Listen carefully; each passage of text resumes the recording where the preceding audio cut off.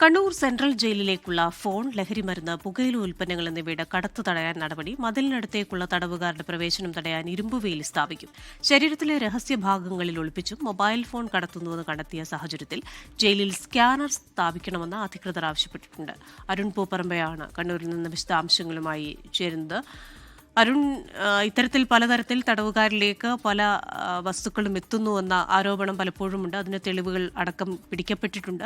അപ്പോൾ ഇത് തടയാൻ ഏത് തരത്തിലുള്ള നീക്കങ്ങൾ ആവശ്യമാണെന്നാണ് ജയിൽ അധികൃതർ പറയുന്നത്? എന്തൊക്കെ മാറ്റങ്ങൾക്കാണ് തയ്യാറാകുന്നത്? കൃഷിയിലെ രണ്ട് തരത്തിലാണ് ഈ ലഹരി മരുന്നുകളും മൊബൈൽ ഫോണുകളും അതോടൊപ്പം പുകയില ഉൽപ്പന്നങ്ങളൊക്കെ ജയിലിലേക്ക് കടത്തുന്നത്. ഒന്ന്, ഈ മതിലിന് പുറത്തു നിന്നും മതിലിന് മുകളിലൂടെ ഈ ജയിലിനകത്തേക്ക് എറിഞ്ഞു നൽകുന്ന രീതിയുണ്ട്. അതിൽ ചിലർ അങ്ങനെ എറിഞ്ഞു നൽകുന്നതിനിടെ കഴിഞ്ഞ ദിവസങ്ങളിലൊക്കെ പിടിയിലാവുകയും ചെയ്തിരുന്നു.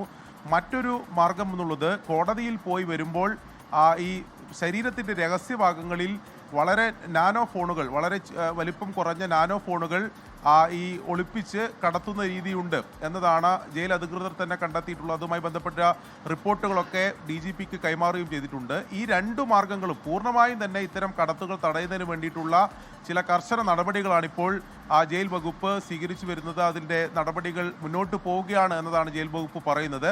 അതിൽ പ്രധാനപ്പെട്ടത്, ഈ മതിലിന് പുറത്തുള്ള നിരീക്ഷണത്തിന്, സുരക്ഷാ നിരീക്ഷണത്തിനായി IRB സേനാംഗങ്ങളെ നിയോഗിക്കുമെന്നതാണ് ഇപ്പോൾ ജയിൽ വകുപ്പ് അറിയിച്ചിട്ടുള്ളത്. അതിൻ്റെ നടപടികൾ അന്തിമഘട്ടത്തിലാണ്.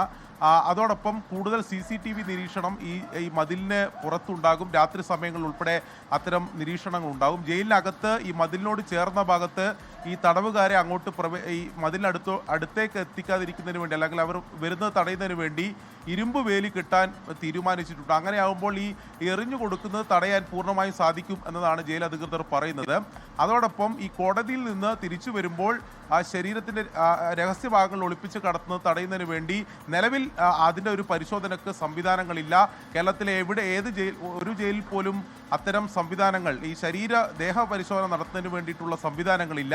കണ്ണൂർ സെൻട്രൽ ജയിലിൽ ആദ്യമായി അത്തരം ഒരു സ്കാനർ ഈ പരിശോധനക്കായി ഒരുക്കണമെന്ന പ്രപ്പോസലാണ് ഇപ്പോൾ ജയിൽ വകുപ്പ് സർക്കാരിന് കൈമാറിയിട്ടുള്ളത്. ഇതടക്കമുള്ള നിരവധി സുരക്ഷാ സംവിധാനങ്ങൾ, കൂടുതൽ സംവിധാനങ്ങൾ, പ്രത്യേകിച്ച് ഈ ജയിലിനകത്ത് തന്നെ ഈ കൂടുതൽ പരിശോധനയ്ക്ക് വേണ്ടിയിട്ടുള്ള സംവിധാനങ്ങൾ, അതോടൊപ്പം ഈ ജയിൽ ഉദ്യോഗസ്ഥർക്ക് മൊബൈൽ ഫോൺ ഇനി മുതൽ ജയിലിനകത്ത് അത്തരത്തിൽ ഉപയോഗിക്കാൻ പാടില്ല എന്ന് നിർദ്ദേശം നൽകിയിട്ടുണ്ട്. അതിന് വിലക്ക് ഏർപ്പെടുത്തിയിട്ടുണ്ട്. അങ്ങനെ അടിമുടി മാറ്റം കണ്ണൂർ സെൻട്രൽ ജയിലിൽ കൊണ്ടുവരുന്നതിന് വേണ്ടിയിട്ടുള്ള തീരുമാനങ്ങളാണ് എടുത്തിട്ടുള്ളത്.